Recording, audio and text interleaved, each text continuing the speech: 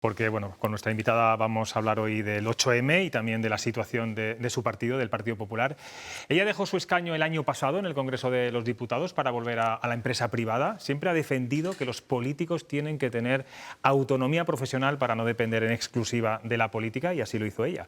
Hoy está con nosotros la que fuera ministra de Agricultura y Medio Ambiente durante la legislatura pasada. Ella es la vallisoletana Isabel García Tejerina. Buenas noches. Buenas noches a todos.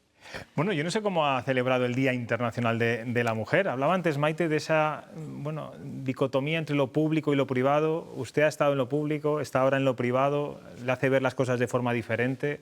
Bueno, no, porque yo creo que al final es el Día de la Mujer Trabajadora. Lo que queremos todas es tener una oportunidad de trabajo y en las mismas condiciones, y eso es lo que hay que perseguir.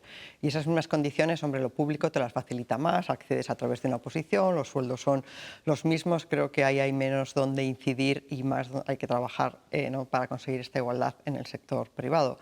Yo, afortunadamente, he pasado el día trabajando porque tengo esa oportunidad. Y es lo que todos buscamos, que todas las mujeres, las españolas y las de muchos países que están muy por debajo de nosotros y que tienen un camino mucho más largo que recorrer, esperamos que tengan algún día tener la opción de un trabajo, el que cumpla sus expectativas, el que les permita la vida en el equilibrio que ellas quieran para su vida, porque yo creo que la mujer lo que tiene y lo que buscamos, yo creo la gran aspiración es que tú puedas elegir cómo equilibras tu vida, dónde pones tu balanza, cuánto te dedicas a la vida profesional, cuánto te dedicas al ocio, cuánto te dedicas a tantas cosas, pero que tengas esa oportunidad. Ese es el trabajo que tenemos que hacer todos y el que yo creo modestamente que al gobierno al que yo pertenecí hizo de manera importante, porque el crecimiento económico trae empleo y oportunidades. Las mujeres, para que sean libres, tienen que ser independientes, necesitan una autonomía económica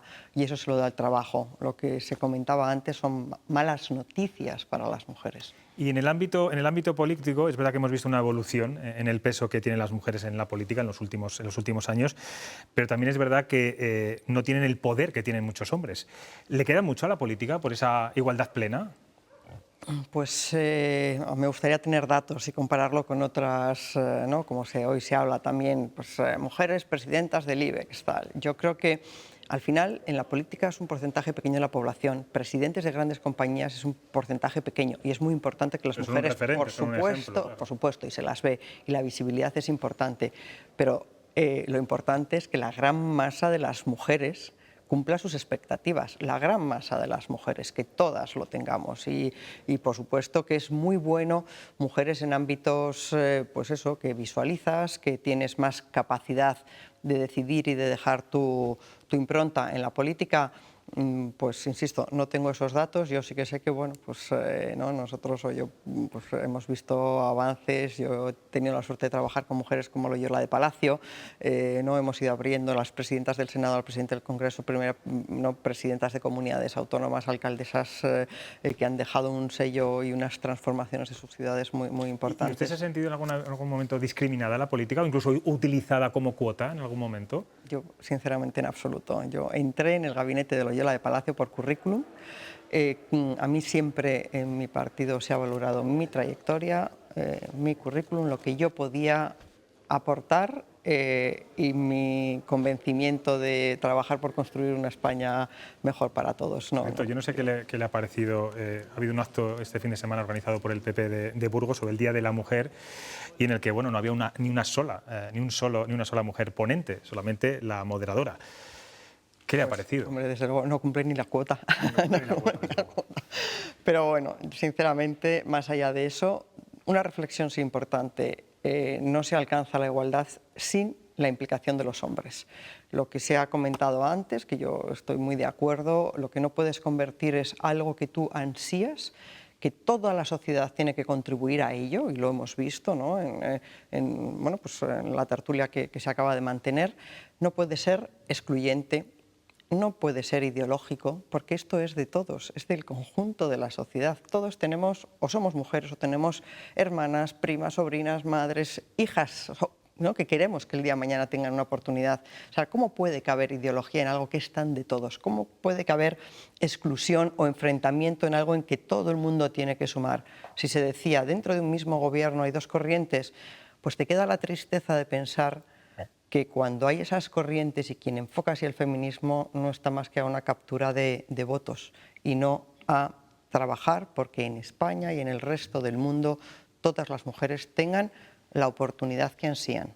En cualquier caso, quien organizara ese foro, bueno, tenía que habérselo pensado un poquito mejor. Bueno, no ha pasado ni un año desde que usted dejó su escaño en el Congreso de los Diputados. Han pasado muchas cosas en su partido, ha pasado muchas cosas en el ámbito nacional. ¿Cómo ve a su partido? ¿Usted le diría, como le dijo Aznar la semana pasada a Pablo Casado, bueno, pues de la batalla de las ideas y abandone la indefinición?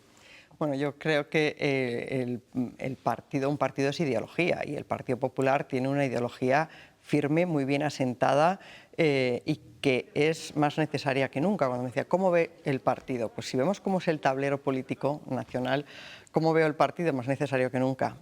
Hablábamos de que las mujeres necesitan una oportunidad, todos los españoles necesitamos una oportunidad, vivamos en el medio rural, vivamos en las ciudades más grandes, más pequeñas, tengamos 15 años, 18 o empecemos unas prácticas en una empresa, un país que ofrezca un proyecto de vida, ¿no?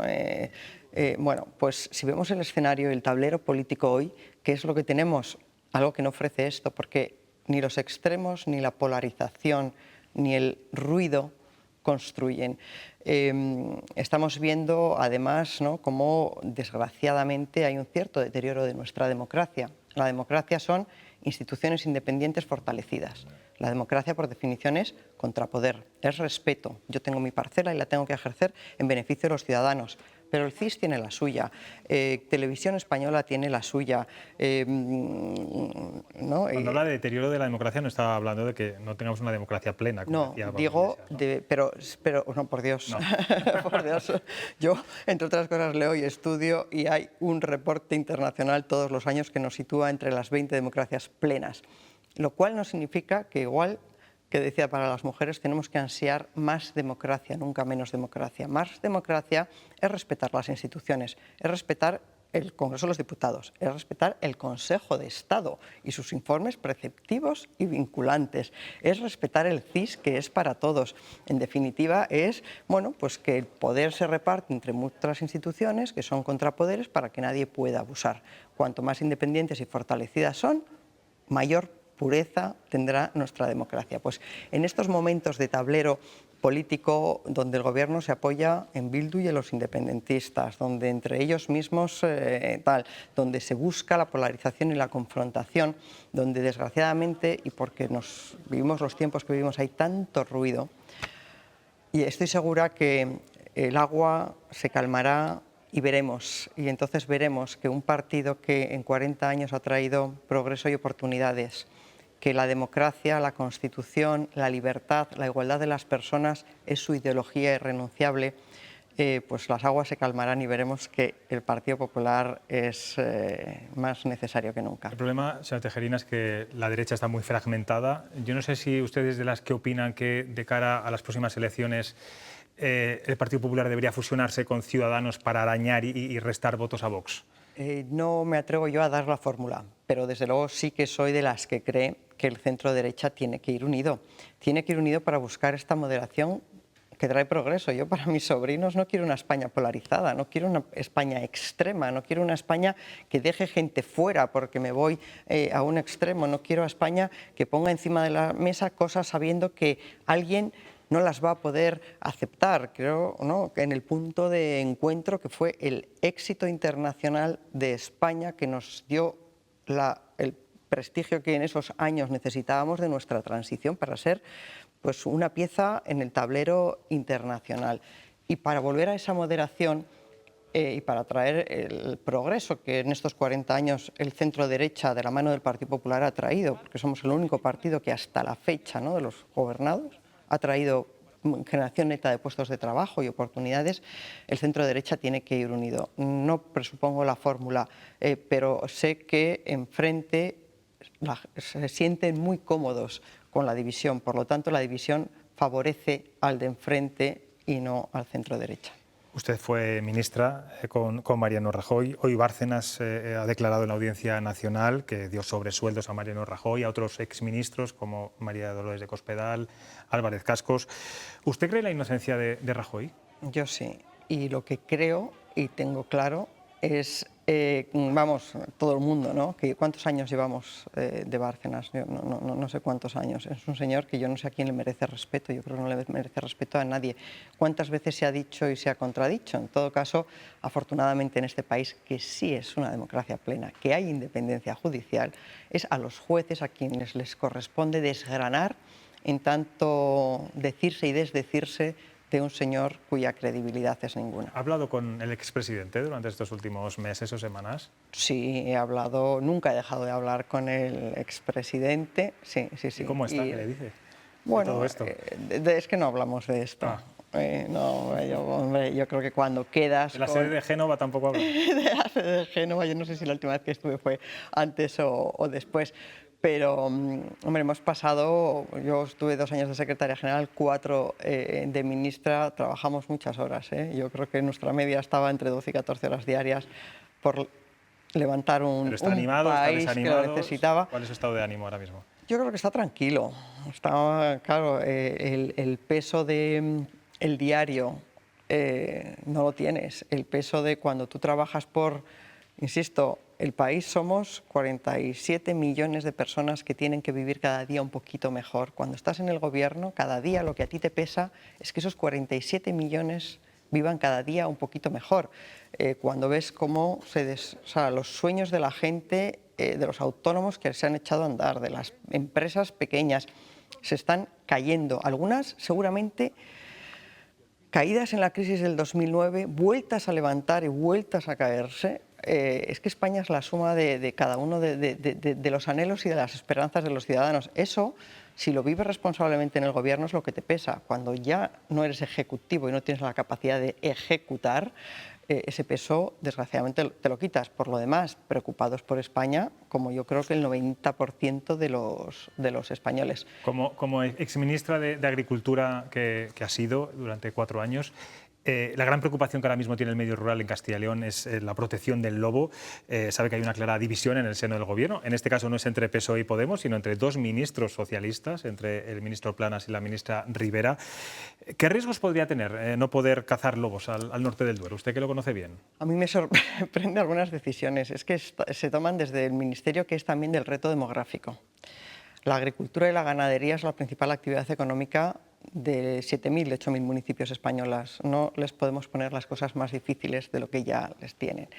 Y yo creo que hay que basar, y además cuando hablamos de biodiversidad y de naturaleza, desde el rigor científico y el rigor técnico. El lobo es el único animal que no tiene predador.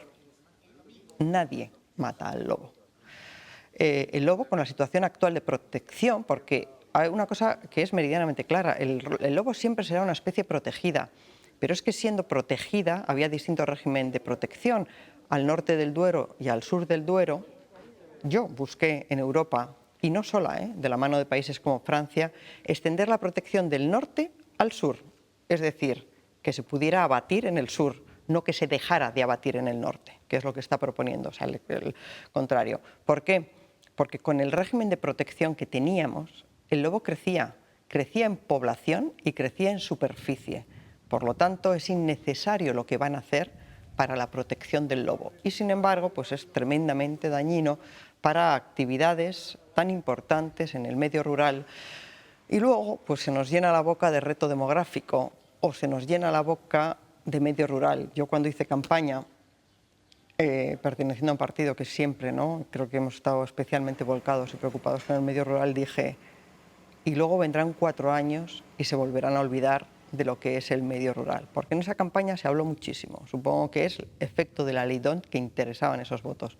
No se ha vuelto a hablar, no se ha vuelto a tomarse en serio los problemas del medio rural. Por lo tanto, es biodiversidad, es una especie protegida, hay que protegerla, pero el régimen de protección permitía que el lobo creciera en población y en superficie trabajar también con otras medidas para que los ganaderos convivan con el lobo. Pero no hay predador para el lobo. Si no se caza el lobo, pues lo veremos crecer y veremos aumentar las preocupaciones y las complicaciones y las pérdidas materiales, y que solo sean materiales en el medio rural. Tengo aquí a 3 periodistas que seguramente quieren hacerle alguna pregunta. Laura.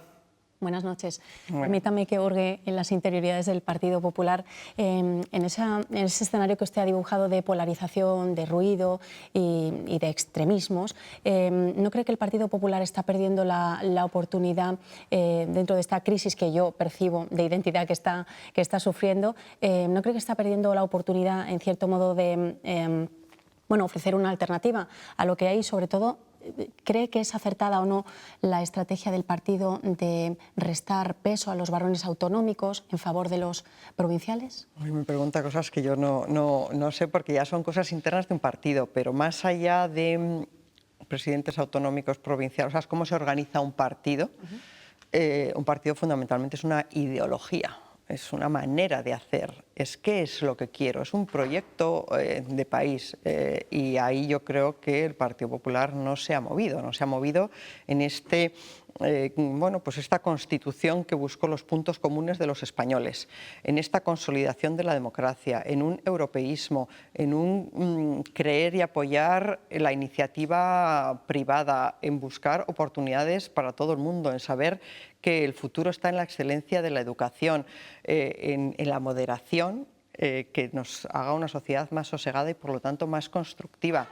Todas esas cosas son seña de identidad del Partido Popular y más allá de cuestiones que yo desconozco, de cómo se organiza internamente y cómo se organiza un congreso y se elige a un presidente o a otro, que hasta donde yo sé, hasta lo poquito que sé, ¿no?, casi todos vienen con candidatura única, lo cual significa enorme acuerdo, ¿no? Y por lo tanto yo creo que hay más ruido en un tiempo que parece que si no vemos grandes brochas gordas y mucho ruido, pero yo confío, porque además creo que España necesita y los ciudadanos nos están pidiendo un poco de serenidad, de aguas que se calmen, se hagan transparentes, que veamos y nos pongamos a construir país. No estamos mejor que estábamos hace 3 años. David. En un día como hoy, el 8M, yo le querría preguntar, que usted que ha ocupado diferentes cargos de responsabilidad en algunos gobiernos, ¿qué tendría que pasar para que alguno de los grandes partidos se atreviera a poner a una mujer como candidata a la presidencia del gobierno? Bueno, nosotros estuvimos a punto de había 2 terceras partes de posibilidades, ¿no? Un 66% de posibilidades, pero lo decidieron, se decidió así en el Congreso, pero había 3 candidatos a la presidencia, 2 de los cuales eran mujeres. Por lo tanto, las cosas podían haber salido de otra manera. Estábamos y usted apoyó en el a una camino. mujer, Y apoyé, efectivamente, sí, a María Dolores de Cospedal. Por lo tanto, ahí está. Todo vendrá. Yo creo que, tuvimos a Esperanza Aguirre, tenemos a Isabel Díaz Ayuso en la comunidad autónoma con más peso en cuanto a generación de riqueza de España. Hemos tenido presidentas del Congreso, presidentas del Senado del Partido Popular. Yo creo que grandes alcaldesas como Rita Barberá o en municipios muy importantes. Como muy bien decía, 20 años hemos cambiado y afortunadamente el cambio, no sé si tanto como exponencial, pero sí se multiplica, por lo tanto es cuestión de tiempo, pero siendo eso muy importante, insisto, a mí lo que me preocupa es la gran masa de las mujeres, que encuentren lo que buscan, que la sociedad se lo ofrezca. Maite, por último. Ha hablado varias veces del deterioro del sistema, de confrontación, de ruido. Supongo que eso se ve más claramente cuando uno sale del fragor de la lucha política o del gobierno, pero sobre todo, confía en que va a haber sentido común, tanto del gobierno central como de las comunidades autónomas y ayuntamientos, para administrar los fondos europeos y aplicar de verdad políticas para el reto demográfico, que también ha incidido en ello, pero que llevamos, por ejemplo, 20 años hablando de la cobertura de fibra, de llevar la fibra, y se ha abandonado ya todas esas políticas. Al final ningún gran partido ha asumido las responsabilidades del fracaso de las políticas llevadas a cabo hasta ahora. Bueno, yo cuando antes hablábamos del lobo, ¿no? yo creo que nosotros tradicionalmente hemos estado muy implicados con el medio rural. Yo recuerdo perfectamente que yo decía en nuestra legislatura, siendo muy importante la negociación de la política agrícola comunitaria para mí, y no era de mi ministerio, pero debo de agradecer al presidente Rajoy que apostó por ello, es más importante digitalizar el medio rural. Aprobamos un plan que lo llamamos 300%, 300 megabytes máxima velocidad para el 100% de los núcleos de población. Apenas ocupó quinta noticia en el telediario y se abandonó. Ese plan, en la pandemia, hubiera tenido a muchísimos más pueblos no completados, porque el horizonte era 2021, conectados con sus niños, por lo tanto, pudiendo seguir las clases, la gente teletrabajando, las mujeres de Soria, que una vez vi un reportaje que me encantó, que aprovechan las podas del acebo vendiendo su producto a todo el mundo, comprando desde tu municipio. Hoy la digitalización lo es todo. Afortunadamente, la Unión Europea, que ha puesto mucho dinero, va a poner mucho dinero encima de la mesa, que tendrán que devolver las generaciones próximas, obliga a que se gaste en transición ecológica y en digitalización. Por lo tanto, ya no hay excusa. El Gobierno sí o sí tiene que digitalizar nuestro país y espero que eso llegue y pronto al medio rural, que se retome ese plan que se aparcó. Y en cuanto a los fondos, hay que darles la importancia que tienen. Son casi 100 o más, dependerá de lo bien o mal que lo ejecutemos, 140.000 millones de euros. Para toda la Unión Europea 750.000, cuando el presupuesto de 7 años es 750.000, pues 1.074, o sea, es casi 2 presupuestos, hay que ejecutarlos. Pero son que ya que vamos a hipotecar a las futuras generaciones, porque se empiezan a devolver desde el 28 hasta el 58, el Gobierno tiene la enorme responsabilidad de que tienen que servir para transformar una economía. Se nos llena la boca de resiliencia. Resiliencia significa que estemos mejor preparados, que los jóvenes que van a tener que devolver el dinero encuentren un trabajo que les permita por lo menos hacerlo frente. Por lo tanto, yo espero que haya una enorme responsabilidad en la ejecución de estos fondos por transformación ecológica, es necesaria, por transformación digital y porque creen una economía que genere empleo permanente, porque, insisto, es el empleo el que podrá luego hacer frente a la devolución de estos ingentes fondos. Pues Isabel García Tejerina, se nos termina el tiempo. Gracias por estar aquí en Cuestión de Prioridades. Yo no sé si le llama Pablo Casado, si volvería a la primera línea política, o eso es algo que ya no pasa por su cabeza. Hoy por hoy no. Hoy por hoy no. Yo tomé la decisión, yo no soy de las que dicen nunca más, nunca más. Hoy por hoy, y como muy bien decía al principio, yo creo que es sano oxigenarse, que yo, mi manera de ver, doy mucha importancia a la independencia personal, a la independencia profesional. Creo que a la política tú vienes a servir, sal fuera, oxigénate, llena tu mochila, sigue cualificándote, ¿no?, a través de experiencia profesional y luego vuelve a poner lo que tú tengas al servicio de los españoles y de nuestro país. Si el día de mañana eso se vuelve a dar ese momento, pues quién lo sabe. Pues no estaría de más perfiles serenos y moderados como el suyo, ¿eh?